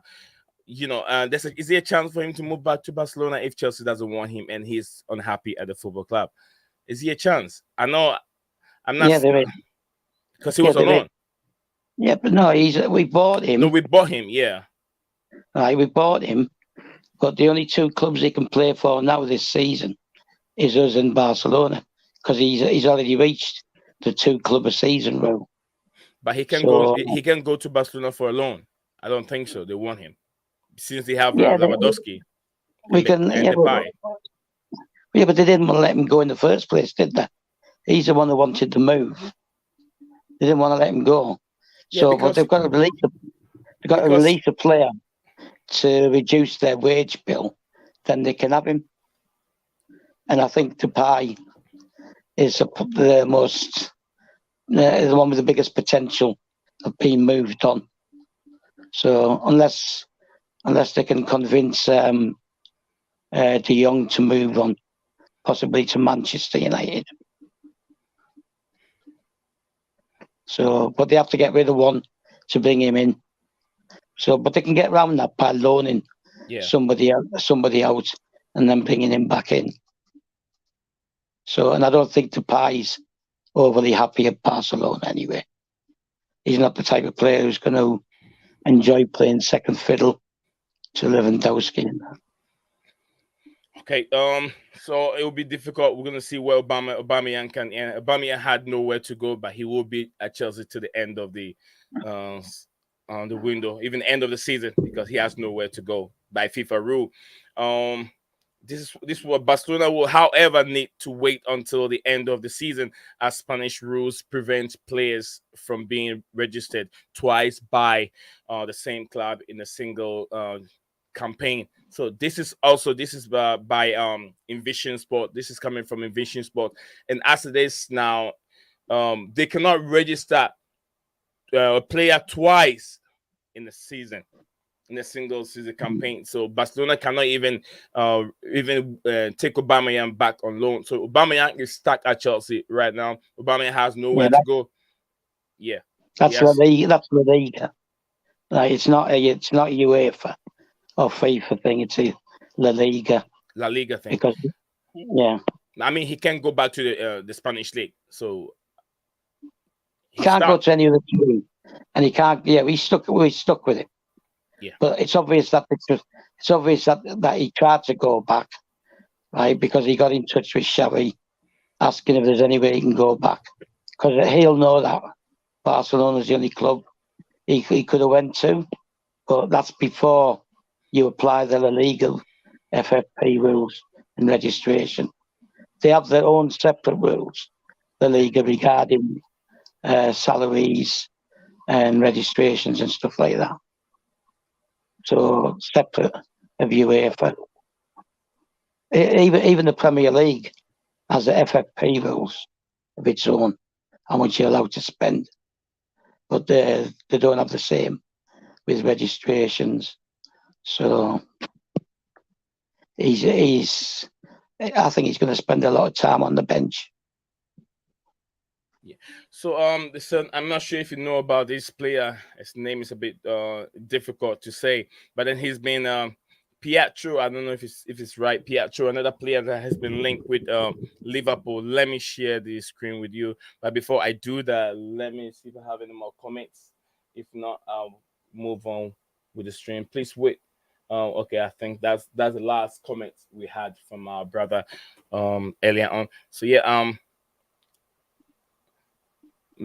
let me see this one. This is Lucas Moura update. Antonio Conte confirmed that Lucas Moura will leave the club on free transfer. His contract won't be extended. Lucas Moura has been a very, very good player and a good servant from in Tottenham Hotspur. From PSG, we know what the Brazilian can do, but it looks like they're done with this player. Is he done, or do you think he can still move on to any high, an elite football club and still play football? Lucas Moura. Basically, he's spent a lot of time on the bench, hasn't he? So obviously Conte doesn't like him or doesn't rate him, but there'll always be somebody who wants to pick up a player of his experience. So, and if he's not been renewed and he's allowed to go for free, as long as his salary's okay, he'll find a club.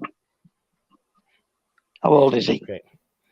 Lucas Moura, I know he's definitely over 30 years old. Definitely, he is. Mm-hmm. Yeah, he'll find a club.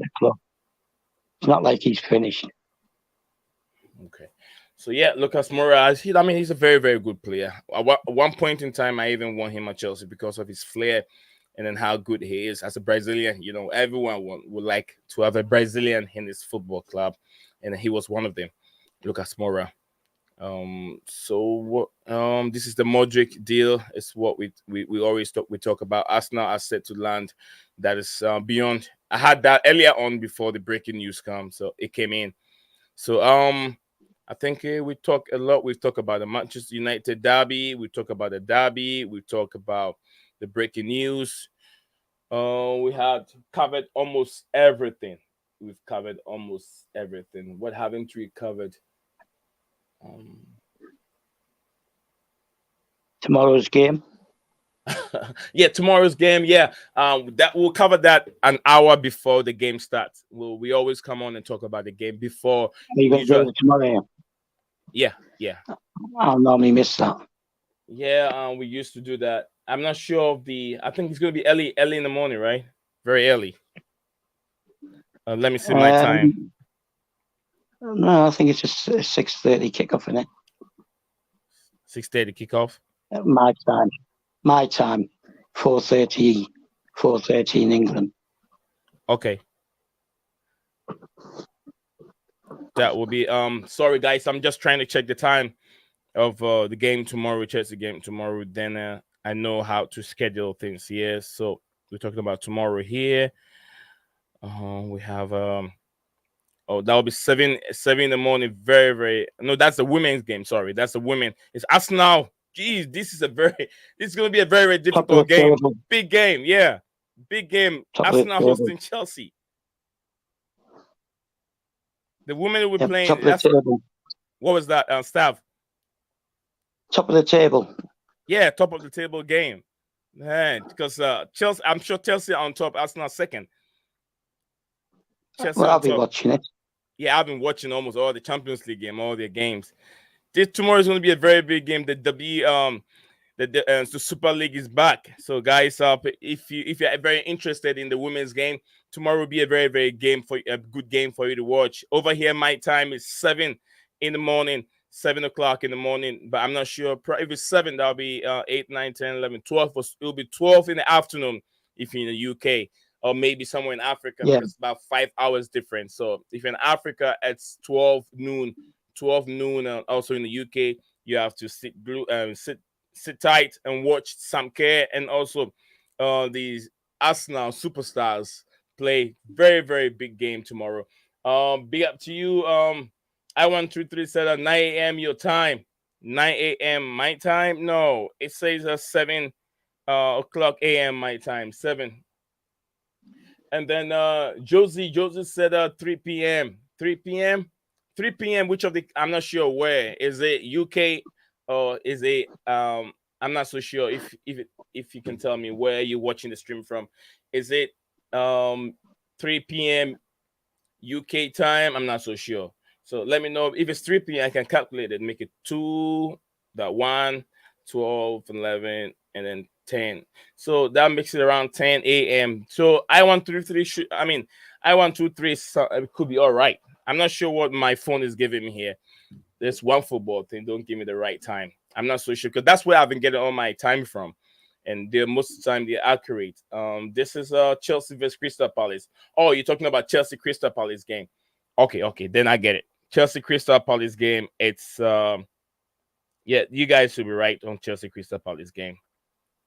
That one, it's 9 o'clock a.m. Yeah, 9 o'clock a.m. And Arsenal play Tottenham, the London Derby, also 11:30 a.m. over here my time. So yeah, we are on the right page. Staff, you be watching that game? I'll be watching the women, then I'll be watching ours, and I'll watch the London Derby as well. All 3 games. Big game, yeah. And then Newcastle also play Fulham. I wish I can watch that, but Chelsea will be playing at the same time, so definitely I might end up missing that. So we got 8 of us watching the stream. The stream has been running for nearly almost 2 hours now. I want to thank everyone that has participated, has been part of the show today. We've talked about important topics of the day. We talk a lot. We talk about the latest news, which was Marcus Thuram. We talk about Marcus Thuram. We did talk about Marcus Thuram yesterday too. Marcus Thuram could be set. I said Chelsea. Marcus Thuram could be set to a move to Stamford Bridge for a little fee of 9 million. 9 million, just 9 million. I don't know what you guys make of that stuff. 9 million, because he hasn't signed his contract. Yeah, not 9 million. It's nothing, is it? I mean, It sounds a lot to me and you. For our bank balances, but for the Premiership team, it's nothing. Yeah, let me check this whilst you're talking. I'll check this real quick so I can share. How old is he? That's what I'm just gonna type in and see his age. Is that Thuram's son? Yeah, Lilian Thuram. Yeah. Lilian Thuram, yeah. Okay, apparently I'm not. Come on. Okay, the price tag on him is 32 million, but Chelsea, his contract expires June of this month, 30th of June 2023. 30th of June 2023. Yeah. Let me share it real quick with everyone that is watching, so we can see what we can get from this player. So if he doesn't sign anymore, Chelsea can have him for just 9 million, and I'm sure he's very interested in moving to the Premier League. Yeah, it's the same situation with Jorginho and Kante. they're going to be out of contract. So anyone who wants to sell a player has to sell them cheap or lose them for nothing. So he's trying to find out his age. Wasn't he in the France squad? Yeah, I'm trying to get his real age over here, and I can't get it right now. He's 25 years old. So 25, he's in his prime. He's still in his prime, and he's 23, and Chelsea can get him. Contract expires 2023 June, this year June. So it means that if he doesn't renew his contract, he could move to the bridge and make 9 million for himself. That's how Chelsea can get him for, and that's a good deal. That is a good deal for him. Jose Agbo, I think Jose Agbo is said Chelsea vs Crystal Palace 3 p.m. Absolutely. Thank you very much for the update, brother. Guys, if you're just joining, you haven't liked the video, please do not hesitate to put your video in and comments. I'll always not pass it. I'll always make sure I read your comments as they come in. So thank you everyone that has been here. I think we're gonna draw a conclusion. We talked about Marcus Thuram. He could make it to Chelsea, 9 to 10 million. Good deal, man. I can't wait to see that deal. Marcus Thuram adding to our strikers that we have. Yeah, stuff. Let's bring the stream to a conclusion. He can sign for us now, but comes in the summer, which means we can restructure the squad then, because he'll sign a pre-contract, right? But the likelihood is they'll want to sell him and get the 9 million themselves, and not him getting the money. So, but he can sign a contract this month. Same with Jorginho. Anyone who's out of contract end of this season can sign from now onwards, but pre-contract for free. So Jorginho could sign for Napoli, stay at Chelsea, and then go to Napoli in July. Right, but I'd rather just sell him now, get something for him. Okay, if you're just joining us, we are talking about Marcus Thuram, whose contract will be ending on June 30th of this month. June 30th of this month. It means that if he doesn't sign, he can move away, because he doesn't say he can move away, and Chelsea can pay 9 to 10 million fee for a striker of his caliber. He's 25 years old. He's very young. You can get 5 to 6 years out of Marcus Thuram for Chelsea. And also 25, meaning he has lots of experience, and I've seen him play. I've watched a full game of Marcus Thuram, and I watched a couple of games of him in the World Cup. So yeah, I've watched some Bundesliga game, especially some top and hefty games in the Premier League. In the Bundesliga. So yeah, I've watched a full game of Marcus Thuram in the World Cup and in the Bundesliga, and I know what this guy can do for us. So before, it used to remind me of Lukaku, but I always tell myself, no, I don't want that to get into my head. But he can do much better than Aubameyang is doing at this moment. He can still talk to Chelsea because his contract ends in June. So that gave him the chance. And by law, he can still talk to other football clubs if he's not willing to renew his contract. So thank you, everyone. Like I said, if you're just joining us, please don't forget to subscribe and like the video. I123 set up January or June. I think it's June. This year, in June, yeah, not this month. Oh, sorry. If I said this month, then I think I've talked too much. So sometimes we all make mistakes.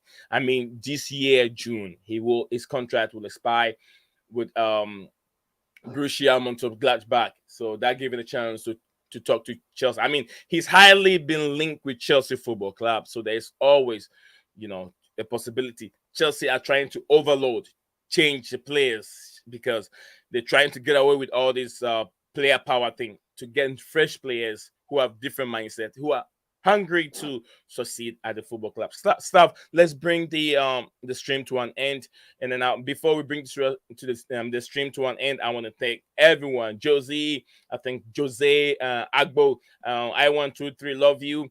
Chelsea Perspective, Bobby Smokey Signal, the beautiful game.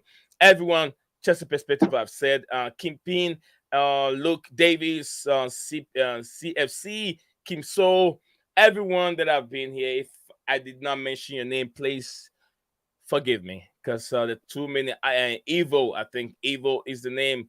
Lucky, everyone. I'll keep mentioning more. Arsenal fan. Also Gunnar Vetter, my brother who was here earlier on, and then Herbert also who was part of the show from beginning as a panelist. Staff and amazing. He is a former season ticket holder. My panelist at this moment, he is a season ticket holder at Stamford Bridge, and he knows in and out every corner of Stamford Bridge. So he's also very, very smart and can break teams down. So I always bring him on to be my co-host and help me out with the show. And I want to thank him very, very much. And I wish everyone also a happy new year. Thank you for everyone also who has been part of this journey. We just yesterday we clocked 2K on our way to 3K. We never stop growing. Healthy and very good community. We keep growing. Share the link if you're just first time watching me. Share the link, and then also we invite more people to this platform. Thank you very much. And like I said, Leo Desperando stuff. Do you want to say something before we bring the stream to an end? No, not really. Like we said, was it a young lady who said that it's June for Thuram? Yeah, she's correct. Like the contract finishes in June, but he can sign a contract with us now, and it's called a pre-contract. But he can't move until his other contract finishes. But he can be committed to us now. It's called a pre-contract. Yes. Go ahead. But he carries on.